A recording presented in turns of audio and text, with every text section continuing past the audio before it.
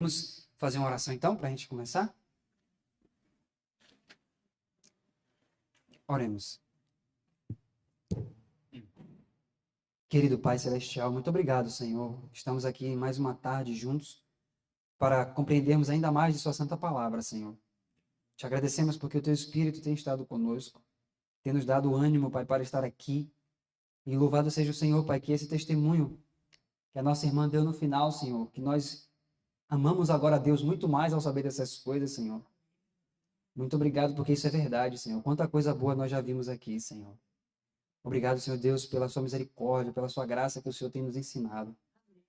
E que nós possamos, ó Deus, agora entender ainda mais, Senhor, sobre isso. E que o Espírito Santo, Senhor, mais uma vez, abra nosso entendimento para as Escrituras. Obrigado por tudo, em nome de Jesus. Amém. Vamos abrir nossa Bíblia no livro de Êxodo, capítulo 15, verso 12. Aqui é o Cântico de Moisés, que nós já estudamos ele. Êxodo 15, verso 12, diz assim: Estendestes a tua mão direita, e a terra os tragou. Tu, com a tua beneficência, guiaste a este povo que salvaste. Com a tua força, o levaste à habitação da tua santidade. Os povos o ouviram, eles estremeceram. Uma dor apoderou-se dos habitantes da Filístia. Verso 15. Então, os príncipes de Edom se pasmaram. Dos poderosos dos moabitas, apoderou-se um tremor. Derreteram-se todos os habitantes de Canaã. Espanto e pavor caiu sobre eles. Pela grandeza do teu braço, emudeceram como pedra, até que o teu povo houvesse passado ao Senhor, até que passasse este povo que adquiriste. Vamos parar aqui. Olha que interessante. Até então, nós estávamos vendo todo esse detalhe do que Deus queria fazer, que era fazer o povo atravessar o Mar Vermelho. Depois que eles atravessassem o Mar Vermelho, ele prepararia ali rápido para a vinda do Messias. Mas agora nós vamos ver outro livro que vai mostrar a mesma coisa. A Mensagem do Terceiro Anjo, de 1897, agora é A.T. Jones, página 126. Olha só, queridos, vamos ler juntos aqui esse sermão de Jones. Ele diz assim: aproximava-se o tempo da promessa que Deus havia jurado a Abraão. Qual o tempo?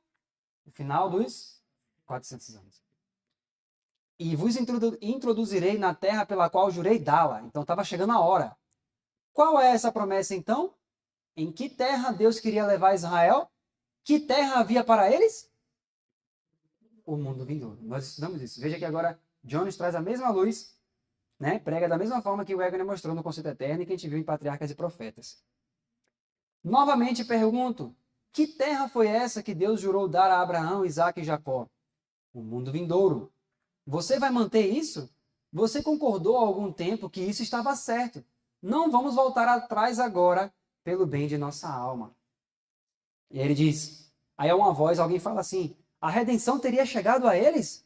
Ele diz, sim, a redenção teria vindo para eles. A redenção teria chegado ao mundo. Tudo isso teria acontecido, mas teria acontecido de uma maneira diferente do que aconteceu. O mundo teria tido uma experiência diferente da que teve. Não é exatamente o que nós vimos todos esses momentos? A história caminharia por um caminho completamente distinto. Seria tudo diferente.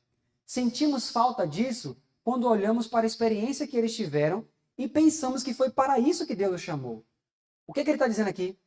Por que a gente muitas vezes não consegue enxergar essas realidades que nós vimos? Que ele queria levar eles direto para o céu e aquilo tudo. Porque quando a gente lê a experiência do povo no deserto, e aqui no santuário, tudo o que aconteceu, aquelas instruções dadas a Moisés, a gente pensa assim, não, Deus queria realmente que fosse assim, ele foi introduzindo dessa forma. Então ele diz, ó, nós pensamos que foi para isso que Deus os chamou. Eles tiveram essa terrível experiência, por quê? Porque não acreditaram no que Deus os chamou. E irmãos, se você e eu hoje olharmos para essas coisas que foram apresentadas a Israel, então, como eles olharam para elas, faremos agora como Israel fez então. O que ele está dizendo com isso, gente? Ele vai citar Hebreus 4 aqui, deixa eu ver se é agora, senão a gente já abre. Vamos abrir Hebreus capítulo 4, que a gente vai ver isso aqui nas Escrituras. Versos 1 e 2. Temamos, pois, que porventura deixada a promessa de entrar no seu repouso, pareça que algum de vós fica para trás, porque também a nós foram pregadas o quê? As boas novas, como a eles. Mas a palavra da pregação de nada lhes aproveitou. E ele agora vai dar o motivo do porquê a palavra da pregação nada lhes aproveitou. O que é que diz aí? Porquanto não estava misturada com a fé naqueles que a ouviram. Então veja, a promessa que Deus fez, as coisas que Deus estava ensinando para eles, não adiantou de nada para eles. Não teve muito efeito no início. O que faltou? Fé. Eles não enxergaram o que Deus queria com eles. E aí olha o que Jones fala. Israel não viu o que Deus tinha para eles. Portanto, não receberam o que ele tinha para eles. Agora, se você e eu não vimos mais nessas coisas do que Israel viu, não obteremos mais do que Israel obteve. Tão certo quanto olhamos para essas coisas como Israel fez, faremos hoje como Israel fez. A nós foi pregado o evangelho como também a eles, mas a palavra da pregação nada lhes aproveitou, não lhes aproveitou, por não estar misturada com a fé naqueles que a ouviram. Então é isso que nós vemos em Hebreus 4. Aí ele pergunta, será que isso agora nos beneficiará por ser misturado com fé em nós que o ouvimos? Deus não permite que a experiência de Israel se repita em nós. Isso é colocado diante de nós para que possamos escapar. Vejamos o que eles não viram por não acreditarem em Deus. Vejamos o que Deus tinha para eles e cheguemos lá, em vez de olhar para as coisas como eles fizeram e não conseguirmos obtê-las como fizeram. Então olha o que ele está dizendo. Se você agora, que a gente entendeu tudo isso aqui, o propósito do concerto eterno, nós vimos qual era a vontade de Deus, agora que a gente enxerga isso, tome isso para a sua vida. Porque se nós olharmos para as promessas como Israel olhava, não, era uma terra ali, um pedaço de terra. Deus prometeu um pedaço de terra para Abraão. Se a gente olhar as promessas como sendo coisas terrenas, a gente perde a bênção que Deus queria dar a Israel. A gente perde as bênçãos. Mas quando a gente percebe que todas as promessas que foram dadas desde Abraão para cá são nossas, porque vivemos na mesma dispensação, vivemos no mesmo sacerdócio que Abraão viveu, nós podemos começar a viver essas coisas. E nós vemos que não tem mais nada esperando. Está tudo aí para a gente viver. A promessa é toda nossa. Israel não viu isso. Então é aquela história do banquete que a gente falou. O banquete estava lá, mas eles viveram em fome o tempo todo. Então, queridos, olha o que ele continua dizendo. Quando você e eu observamos que Israel não entrou na terra que o Senhor planejou para eles, mas a perderam completamente, podemos ver como foi um desapontamento para Moisés não ir para lá. É agora que a gente vai começar a falar dele. Agora, quando parece, como é para algumas pessoas, que Israel foi para a terra que o Senhor havia preparado para eles, e que era exatamente onde o Senhor queria levá-los, e então vem que Moisés morreu e foi para o céu, eles dizem que Moisés levou o melhor no negócio, e que não foi tanto desapontamento tirá-lo da terra e levá-lo para o céu. Vamos pensar, raciocinar aqui. Quando nós olhamos de forma terrena, você vai dizer, não, Deus levou o povo para Canaã. A promessa se cumpriu. Queridos, a promessa que Deus fez a Abraão se cumpriu quando eles entraram em Canaã terrestre? Lembra que Estevão começou o discurso dele justamente falando isso?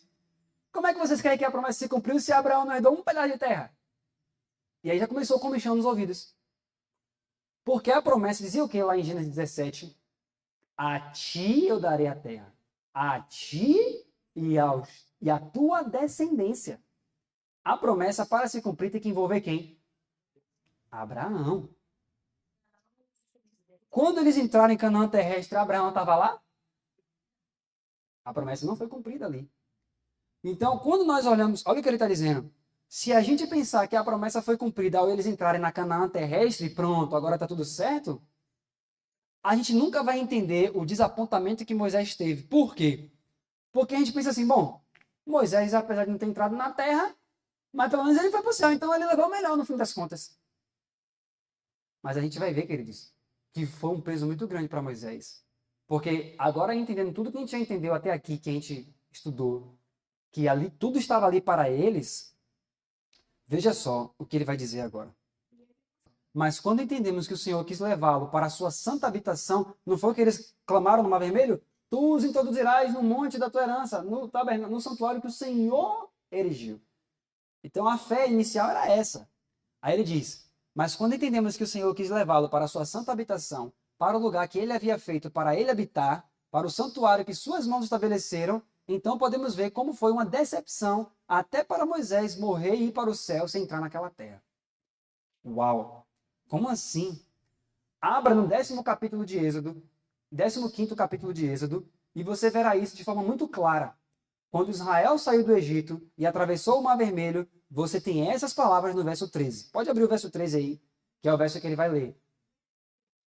15, Êxodo 15, verso 13.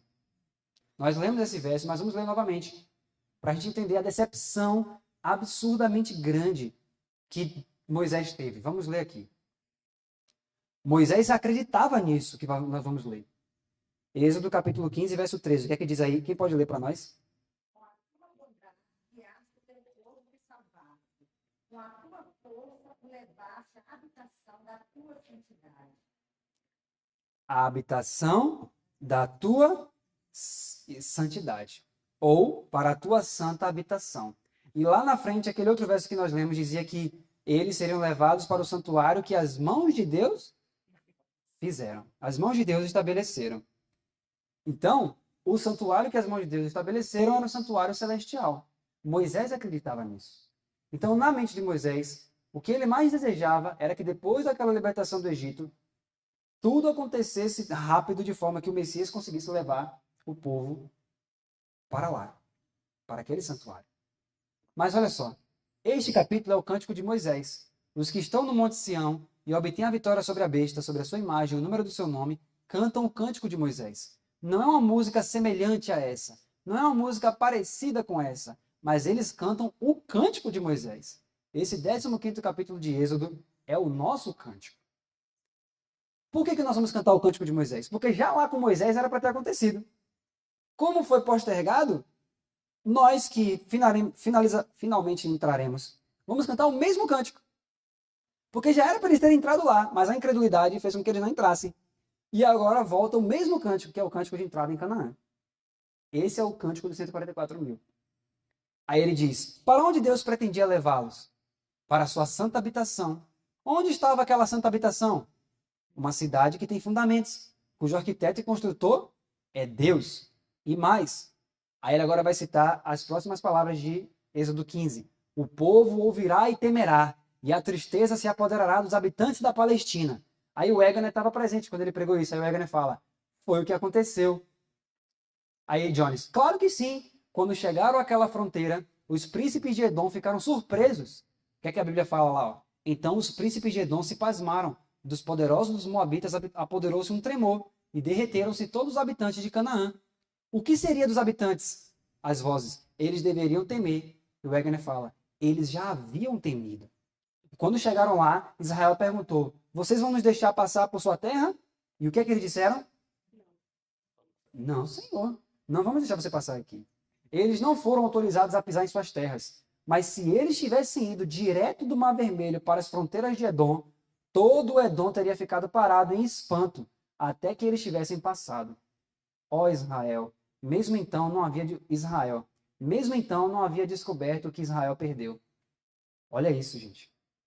Irmãos, quando descobrirmos o que Israel perdeu, isso nos dará uma inspiração que trará o poder de Deus e acreditaremos nisso. A promessa foi, eu estou tirando vocês para o monte da minha herança.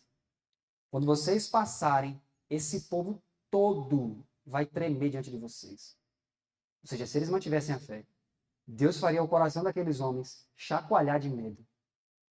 Mas nós vimos que quando eles passam, você viu o que aconteceu, né? Então, quando a gente para analisar isso, olha o que ele está dizendo. Preste atenção no que era para acontecer com eles e o que aconteceu. E veja o que eles perderam.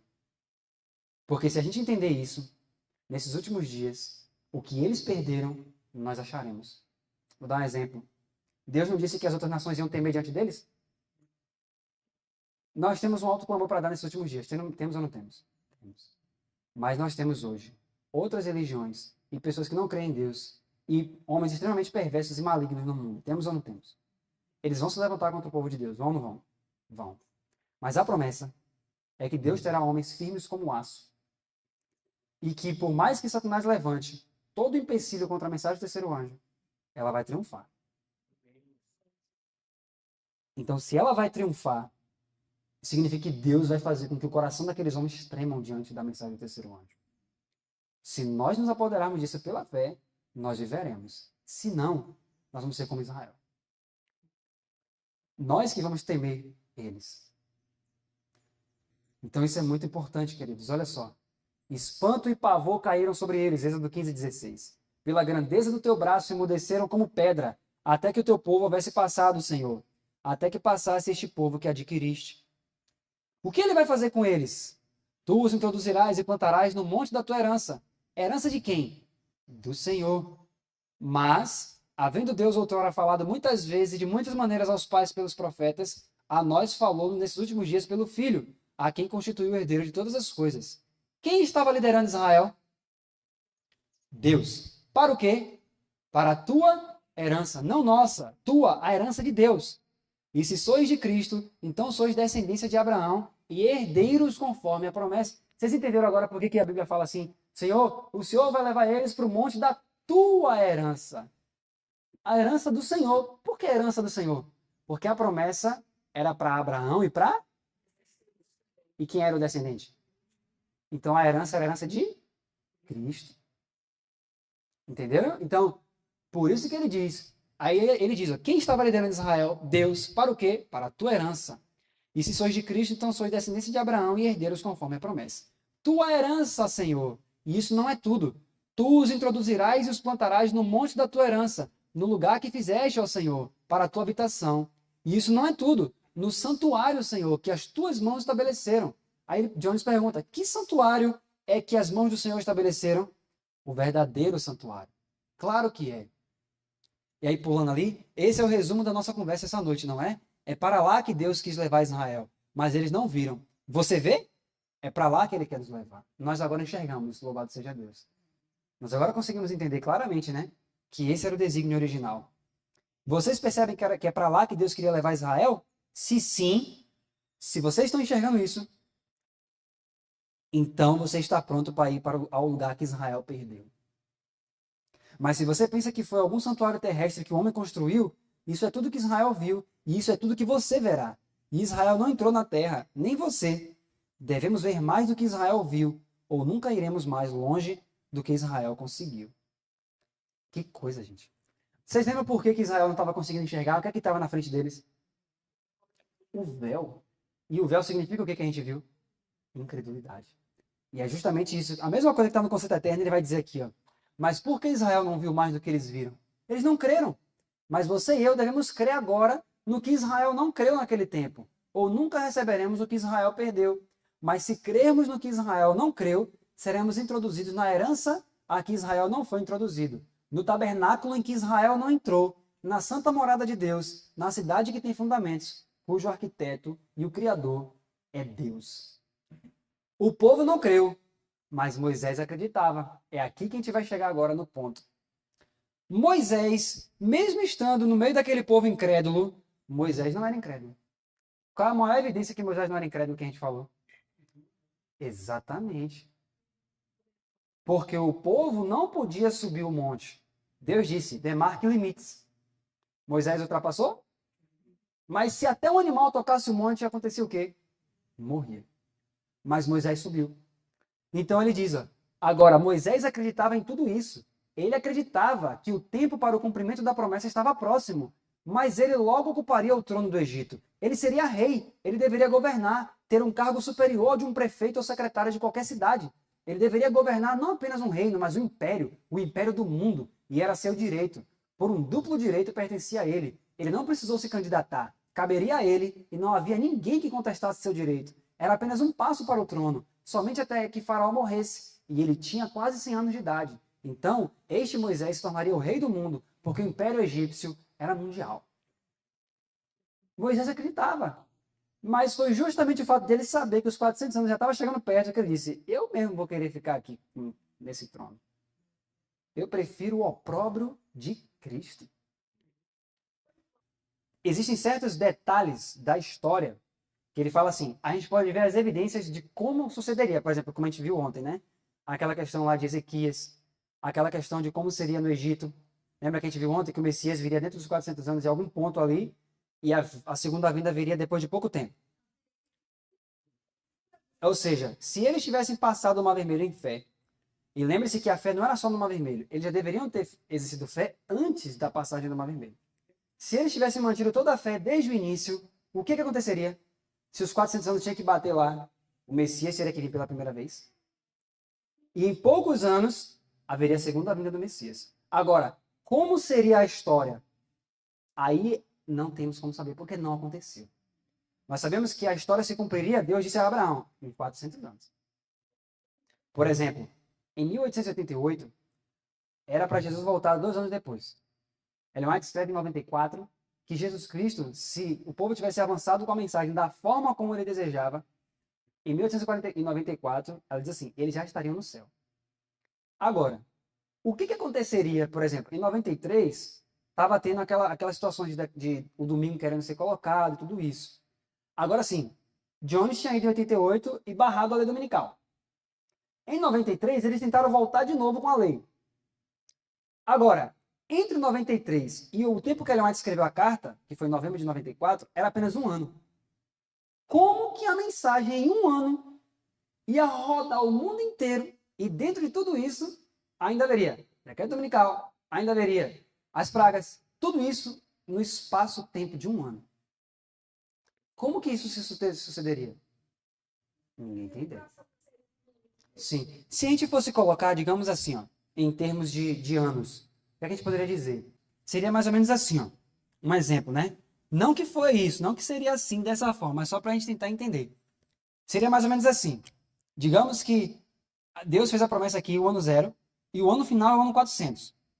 Então, nesse tempo aqui, o povo, lembra que a gente fala? Se eles tivessem mantido essa fé daqui, eles não seriam escravos no Egito. Esse já é o primeiro ponto. Daí você já tira uma questão. Não era para ir como para a escravidão para o Egito. Ou seja, o Egito não existiria. Mas, enfim, existiu. Deus falou, eles vão para o Egito. Mas depois de 400 anos, mesmo eles tendo ido para o Egito, eu vou libertá-los.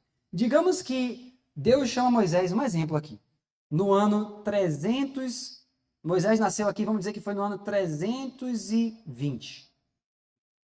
Falta quanto tempo para finalizar a promessa? 80 anos. E aí, digamos que, agora, como a gente fez aquela palestra ontem, né? Pensar no plano original. Vamos dizer que seja o plano original. No plano original, digamos, Moisés nasceu, o povo acreditou, o povo manteve a fé. Digamos que 40 anos depois, no ano 360, o Messias fizesse seu primeiro advento no Egito. 40 anos se passaram, o Messias nasce, começa a acontecer tudo aquilo ali, e dentro desse interim, aí vem a libertação final. Depois de mais 40 anos, o povo é liberto do Egito, eles passam pelo Mar Vermelho, e dali já seria a volta do Messias. Ou seja, o Messias morreria aqui, um exemplo, né? Não que isso aqui aconteceu. O Messias viria aqui, morreria aqui, e quando batesse o ano 400, quando ele passasse o Mar Vermelho, eles veriam a volta de Jesus. Entendeu mais ou menos? Só que ele fala que não tem como a gente ser certeiro, porque como a história não aconteceu, a gente não sabe se Deus daria, digamos que Deus desse um terremoto gigantesco que aí fizesse que todo mundo prestasse atenção naquilo, e aí de alguma forma Deus usasse o terremoto para finalizar a obra. A gente não sabe o que Deus faria, porque não aconteceu. A gente tem só uma noção mais ou menos do que poderia acontecer, mas a gente não sabe de fato porque a história não ocorreu. Por exemplo, se Ezequias não tivesse pecado, qual seria o rumo da história? Completamente diferente.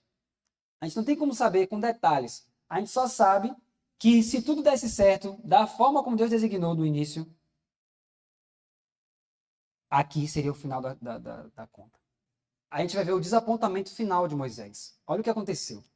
Quando ele pôde ver que era seu pecado, que tinha algo a ver com mantê-los fora da abençoada terra da promessa, quando ele pôde ver que Israel havia perdido o que o Senhor tinha para eles, quando ele viu a terra gloriosa, como viu do topo de Nebo, e foi obrigado a contemplar as longas eras de peregrinação, apostasia e angústia pelas quais a causa e o povo de Deus deveriam passar, e saber que ele tinha um pouco a ver com a causa dessa longa peregrinação, é fácil ver que grande desapontamento foi para ele não entrar naquela terra sem morrer, mesmo tendo sido levado da sepultura para o céu. Eu quero ler com vocês o que Ellen White fala aqui, o Espírito de Profecia diz. sobre esse momento. Vamos ler juntos aqui, ó. Olhando retrospectivamente para suas experiências como chefe do povo de Deus, uma ação errada, olha isso, gente. Aqui é de Moisés. Uma ação errada mareava a relação das mesmas. Se pudesse apagar aquela transgressão, sentia que não se arrecearia da morte. Assegurou-se-lhe que o arrependimento e a fé no sacrifício prometido eram tudo que Deus exigia. E de novo Moisés confessou seu pecado e implorou perdão em nome de Jesus. Olha isso. Ele já conhecia o Messias. Foi-lhe agora apresentado, olha o que Deus fez lá em cima no monte. Foi-lhe apresentada agora uma vista panorâmica da terra da promessa. Todas as partes do território estenderam-se diante dele, não desmaiadas e vagas a turva distância, mas mostrando-se claras, distintas e belas a sua visão deleitada. Naquele quadro foi ela apresentada, não como então se mostrava, mas como se tornaria com a bênção de Deus sob a posse de Israel.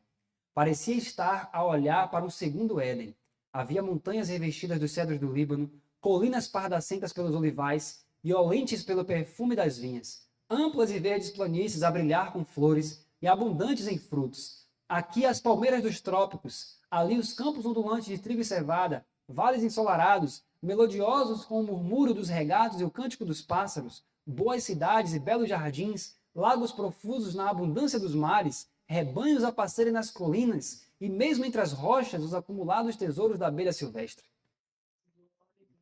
Era, na verdade, uma terra como a que Moisés, inspirado pelo Espírito de Deus, descrevera Israel, bendita do Senhor, com o mais excelente dos céus, com o orvalho e com o abismo que jaz abaixo, com as mais excelentes novidades do sol, e com o mais excelente dos montes antigos, e com o mais excelente da terra e com a sua plenitude.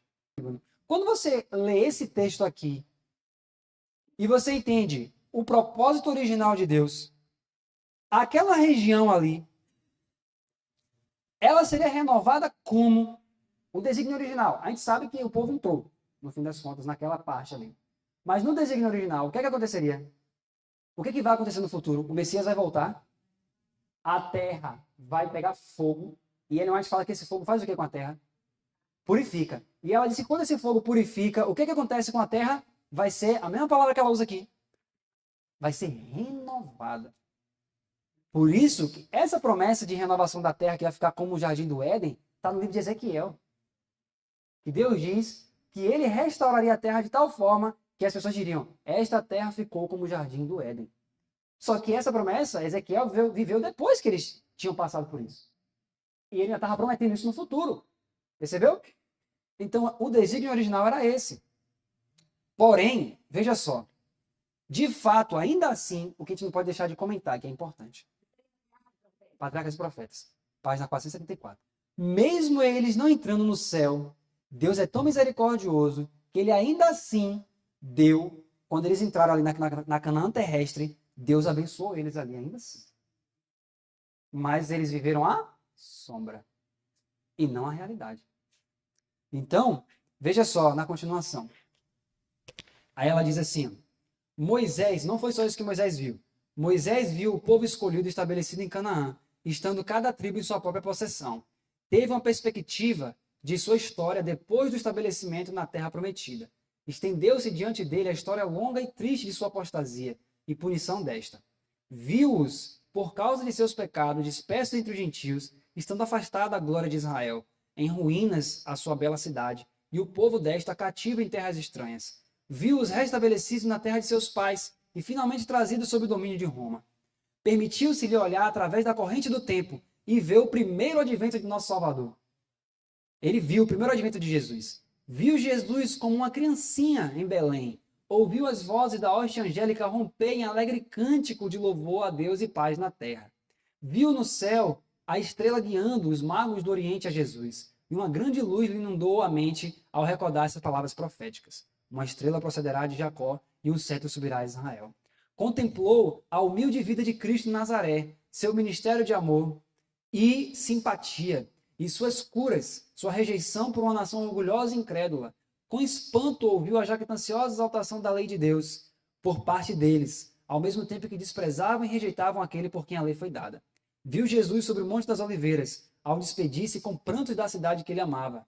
Quando Moisés contemplou a rejeição final daquele povo, tão altamente abençoado, olha isso, gente, tão altamente abençoado pelo céu, povo por quem havia labutado, orado e se sacrificado, por amor do qual estivera disposto a que seu próprio nome fosse riscado do livro da vida, quando ouviu aquelas terríveis palavras, eis que a vossa casa vai ficar-vos deserta, seu coração contorceu-se de angústia e lágrimas amargas lhe caíram dos olhos, compartilhando a tristeza do Filho de Deus.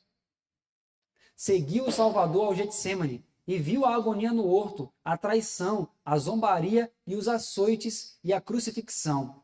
Moisés viu que assim como levantar a serpente no deserto, do mesmo modo o Filho de Deus deveria ser levantado, para que quem quer que nele cresça não perecesse, mas tivesse a vida eterna. Mágoa, indignação e horror encheram o coração de Moisés, ao ver a hipocrisia e o ódio satânico manifestados pela nação judaica contra seu Redentor, o poderoso anjo que havia ido diante de seus pais. Ouviu o grito agonizante de Cristo: meu Deus, por que me desamparaste? Viu-o jazendo no túmulo novo de José. As trevas da aflição sem esperança pareciam rodear o mundo, mas olhou de novo e viu-o saindo como vencedor e subindo ao céu acompanhado por anjos em adoração e levando uma multidão de cativos. Viu as portas resplendentes abrirem-se para o receberem e a hoste celestial, com cânticos de triunfo, dar as boas-vindas ao seu comandante. E aí foi-lhe revelado que ele mesmo seria um dos que serviriam ao Salvador. Olha isso, gente. Ele viu que ele mesmo ia servir Jesus quando Jesus chegasse no céu. E abrir-lhe-iam as portas eternas. Quando Jesus ressuscitou e subiu para o céu, um daqueles que estava na porta para abrir, junto com os anjos, foi Moisés. Ele viu ele mesmo abrindo a porta para Jesus. Exatamente. Só que agora pare para pensar. Ele está vendo tudo isso porque Deus disse. Lembra que a gente falou de Ezequias? Que o erro dele fez demorar tanto tempo? Moisés estava vendo tudo isso e Deus está dizendo: Moisés, por causa do seu erro, o povo vai seguir esse caminho e isso tudo vai acontecer. Então ele começou a ver que tudo isso ele tinha parte nessa degradação. Imagina o coração dele como começou a se quebrar. Começou a ser dilacerado. Mas nesse momento que ele viu ele abrindo a porta, ela diz: olhando para aquela cena, seu rosto resplandeceu com um santo brilho. Quão pequenas pareciam as provações e sacrifícios de sua vida comparados com os do Filho de Deus. Quão leves em contraste com o peso eterno de glória muito excelente. Regozijou-se de que se lhe tivesse permitido, mesmo em pequena medida, de ser participante dos sofrimentos de Cristo. Contemplou os discípulos de Jesus ao saírem para levar seu evangelho ao mundo. E ele vai vendo tudo isso, queridos. Ele viu o mundo cristão sob engano. Ele viu tudo. E aí, no final das contas, ele vê aqui. Lembrando, primeiro ele vê a terra renovada, mas aquela terra que ele estava vendo, apesar de ele saber que já deveria ser o céu, ele vê que Deus, em sua misericórdia, ainda ia abençoar o povo na terra aqui terrestre. Mesmo assim, mas ainda mais lá na frente, depois que ele vê tudo, aí diz, ó, desvanece-se de novo a visão, e seus olhos repousam sobre a terra de Canaã, que se estende à distância. E então, como um guerreiro cansado, deita-se para repousar. Deus, no final das contas, para trazer uma certa alegria no final de tudo que ele passou. Olha como Deus é misericordioso. Moisés era culpado. Ele tinha uma parcela de culpa no que ia acontecer. Mas Deus foi tão bom com ele, que ele sabia que a culpa ia oprimir o coração de Moisés. Porque Moisés sabia que era para entrar no céu. Mas Moisés estava tão oprimido que quando Deus terminou tudo, a última parte da visão foi essa daqui. Ó. Olha o que Deus mostra aqui, deixa eu ver aqui. Ainda outra cena se desdobrara à sua vista. A terra livre da maldição, que foi a promessa para Abraão, mais linda do que a bela terra da promessa, que tão poucos momentos antes se estendera perante ele. Olha que interessante, queridos. Ele viu a terra da promessa, que ele sabia que a promessa abrangia o mundo, mas ele viu que na incredulidade deles só ia ter aquilo ali. E ainda assim era chamado de terra da promessa. E agora Deus mostra para ele a verdadeira terra da promessa, a verdadeira Canaã. E aí diz, não há pecado e a morte não pode entrar ali. Encontram ali as nações dos salvos, o seu lar eterno. Aí ela diz, ó, com indizível alegria, Moisés olha para a cena. a realização de um livramento mais glorioso do que jamais esboçaram as suas mais radiosas esperanças. Passada para sempre sua peregrinação terrestre, entrou finalmente o Israel de Deus na boa terra. Agora, queridos, vamos pensar o seguinte: de toda aquela geração, quem foi, de fato, o único que manteve uma fé perfeita na promessa que Deus fez a Abraão dos 400 anos? Quem é que realmente entendeu a promessa dos 400 anos perfeitamente e viveu 100% os termos da aliança? O próprio Moisés. Aí eu lhe pergunto, quando finalizou aqui esses 400 anos, mais ou menos, foi agora mais ou menos nesse período aqui, quando fechou os 400 anos, o único que subiu no monte, o único que creu perfeitamente na promessa a Abraão, que viveu o pacto com Abraão, foi o único que entrou na terra que Deus prometeu a Abraão.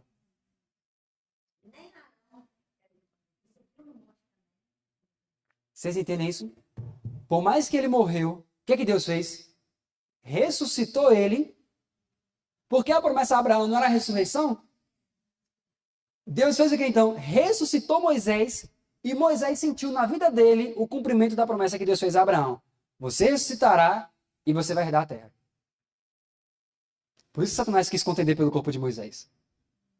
Porque Satanás não queria que a promessa se cumpra. Exato. E por que Abraão não ressuscitou nessa época? Porque a promessa era para Abraão e o seu descendente. E o descendente era Cristo. Mas Gálatas diz que todos que estão em Cristo também são herdeiros. Então Deus precisava de um povo pronto. Deus encontrou esse povo pronto? Não. Deus precisava de um povo pronto em 88. Deus encontrou esse povo pronto? Não. Então, mas Moisés, ele teve esta graça de ser dado a ele viver o cumprimento dos 400 anos. Ele passou na frente. Mas ainda assim, por saber que a promessa... Porque, veja, se ele foi capaz de dizer, Senhor, em vez de tirar eles da terra, risca meu nome. Você acha que no fim das contas, ele disse assim, apesar de não ter entrado lá, entrei no céu. Será que ele não foi com o coração partido de não ter levado os irmãos dele para lá também? Pois é. Você acha que nos primeiros dias de Moisés no céu, você acha que ele não olhava lá de cima e via eles lá embaixo e falava assim, eles poderiam estar aqui comigo? Exato. O mesmo sentimento de Cristo. Você vê que quando Cristo ressuscitou, os anjos queriam fazer de tudo para levar ele logo. Ela fala isso no Desejado. Os anjos queriam, vamos fazer a festa e tudo. E eles vêm. Mas Cristo diz o quê? Peraí. Tem coisa para fazer ainda. Verdade. E ela chega a dizer que os anjos prepararam a festa e já ia começar a festa. Ele pede para a festa não começar. Ela disse que ele estava com tudo preparado. Quando eles já iam ressoar tudo que a festa ia começar, ela disse que Jesus levantou a mão na frente de todo mundo assim, ó, e disse, ainda não. Espera o povo chegar. Gente, ele pediu para esperar a festa. A gente já se vai quanto tempo? Gente? 2000 anos. Pois é. Aguarda aí, a festa não pode ser agora não. Então, o tempo da promessa já chegou. Por isso que ela diz em 88, tudo já está pronto. Já está preparado, já está tudo aí. Tudo já está pronto.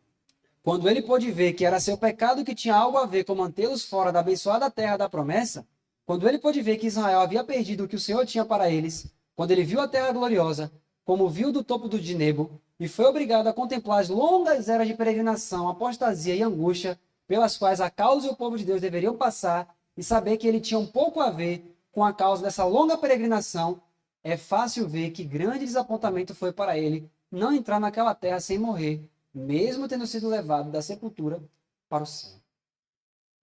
Então veja, no fim das contas, era para ele entrar sem ver a morte. Acabou que ele morreu, viu a morte e foi ressuscitado. Aproximava-se o tempo da promessa que Deus havia jurado a Abraão, para dar-lhe a bendita recompensa. Moisés acreditou nisso e se separou do Estado, virou as costas para o trono, escolhendo o opróbrio de Cristo em vez de todo o poder, prazer e glória do Egito. E não se esqueça que ele teve que virar as costas a tudo isso a fim de ser participante do opróbrio de Cristo. Olha que interessante, meus amados.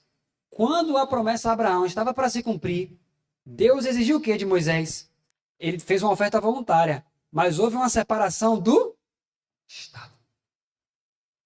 Uma separação plena e completa do Estado. E o Estado aqui era o quê? O Egito.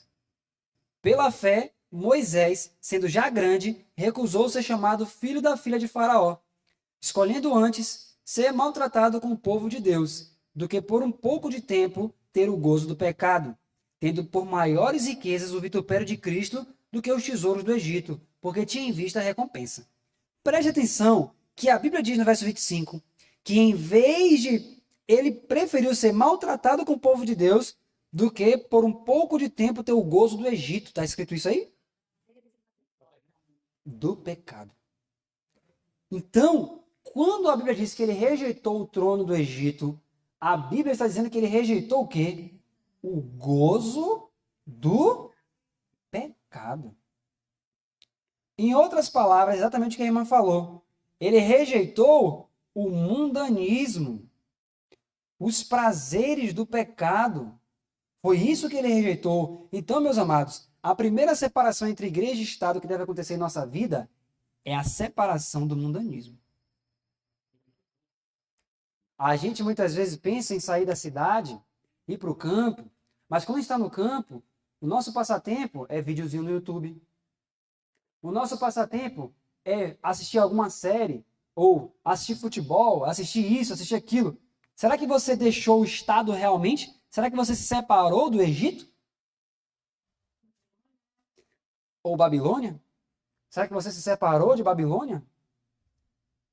Moisés se separou. Veja que quando ele se separa do Egito, ele não sai só do trono do Egito. Ele rompe completamente com o Egito. É uma ruptura completa.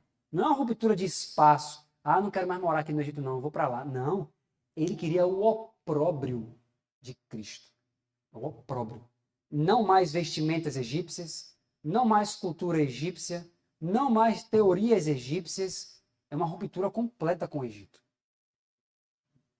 Você consegue perceber nos dias de hoje como que nós precisamos de uma completa ruptura com o Egito?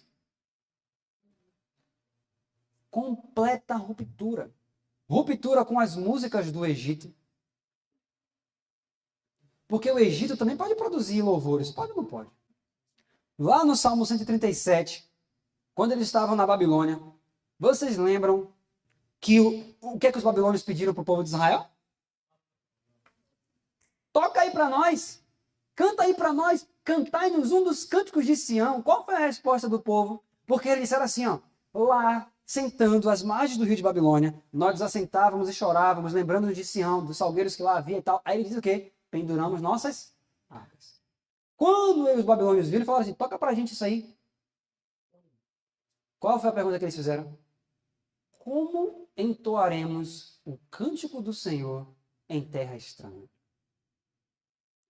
Cântico do Senhor em terra estranha não existe. Misturar inário com forró não existe. Misturar inário com batidas sincopadas não existe. Pegar letras de músicas que são boas e colocar com ritmos que não fazem parte de Israel, não existe isso. Misturar os louvores de Israel com os louvores de Babilônia, não existe isso. Se eu saio de Babilônia, eu saí por inteiro. Estar fora de Babilônia fisicamente, mas comer as mesmas coisas que os babilônios comem, eu não rompi com Babilônia. Por isso que eles deixaram o Egito fisicamente, mas no deserto eles diziam, ah, quem nos dera aquelas panelas do Egito. Eles não saíram do Egito, queridos. Eles não entraram na Canaã celeste porque eles não saíram do Egito. Fisicamente eles estavam fora, mas eles não saíram do Egito.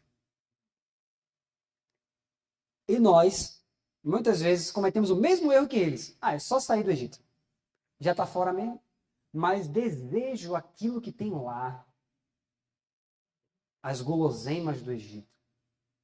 As comidas do Egito. Os sabores do Egito. precisamos romper completamente com o Egito, queridos. Porque a mesma terra que era para eles entrarem, não é a mesma que nós queremos entrar? Eles não tinham que se separar completamente do Egito? Você acha que Deus vai aceitar em você só algumas partes do Egito para você entrar? Não. Deus não vai botar ninguém dentro de Canaã que ainda leve resquícios do Egito. Porque o Espírito de Profecia diz que, não só o Espírito de Profecia, a Bíblia diz em Isaías 26, que mesmo que o ímpio seja colocado na terra da bondade ali, mesmo que se mostre favor ao ímpio, ainda assim, ele não vai mudar seu caminho. O que isso significa? Deus não pode botar você em Canaã, porque se você entrasse em Canaã, da forma como Canaã é, com os gostos que você tem, você mesmo não ia querer ficar lá.